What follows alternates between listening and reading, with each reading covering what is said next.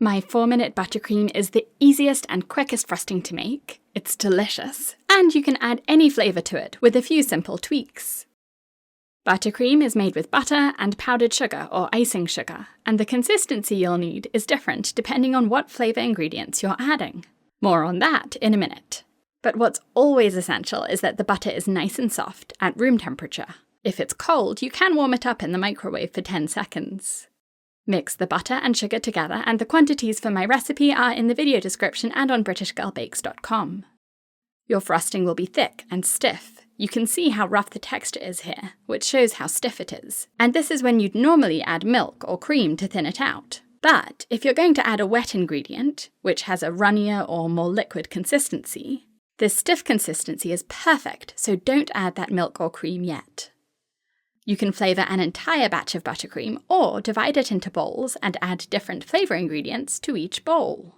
Let's start with any flavour ingredient that's more liquid than buttercream.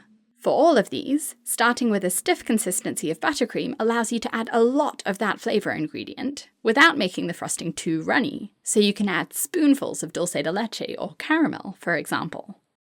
Make sure it's at room temperature, not hot, otherwise it will melt the butter in the buttercream. Adding runny caramel will thin out the buttercream in the same way that milk or cream would, resulting in a silky smooth consistency that spreads and smooths onto a cake beautifully. Even liquid coffee can be added in large amounts without making buttercream too runny, if you start with stiff buttercream and use coffee as the thinner. You can either add strongly brewed coffee or mix instant coffee granules with just a few drops of hot water to make a very thick liquid, and that will give the buttercream an even stronger flavour. Peanut butter, lemon curd, orange juice, and cream cheese is another easy flavour add-in if you start with a stiff buttercream base. Let the cream cheese come to room temperature before adding it to the buttercream, because if it's cold, straight out of the fridge, it can make the buttercream lumpy. Chocolate buttercream is my favourite, and it's easy to make if you follow a few tips. To melt chocolate, put it in the microwave for 30 seconds at 80% power, and this way you'll melt it without overheating it.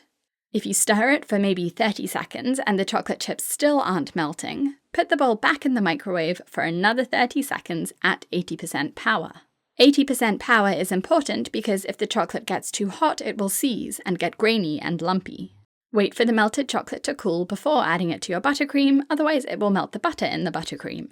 Just like with other liquid ingredients, start with a stiff consistency of buttercream by skipping the milk or cream in the recipe, and add the melted chocolate to thin it out, until it's a silky smooth consistency that's easy to stir and easy to spread and smooth onto a cake. You can add as much chocolate as you like, and you'll notice the buttercream gets darker with more chocolate. To incorporate berries into buttercream, I find the best way is to cook them first. Raw berries can split the buttercream, but by simmering them with a tiny bit of sugar, just a teaspoon per cup of fresh or frozen berries, you'll make a concentrated puree that's full of flavour and that mixes perfectly with buttercream. Unless you want large chunks of fruit in your frosting, blend the cooked berries in a food processor or a blender to make a smooth puree. Add a squeeze of lemon or lime juice to keep the tartness of the fruit, even after adding a bit of sugar while cooking it. Let the berries cool completely before adding it to your buttercream. I wish you could taste this through the screen. It's incredible. It spreads and smooths beautifully onto a cake, and the flecks of berries will make your mouth water.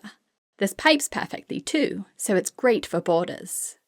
Now for dry flavour ingredients, the process is a little bit different. When you make your buttercream, follow the whole recipe, including adding the milk or cream at the end of the recipe so that the buttercream is the right consistency for frosting a cake.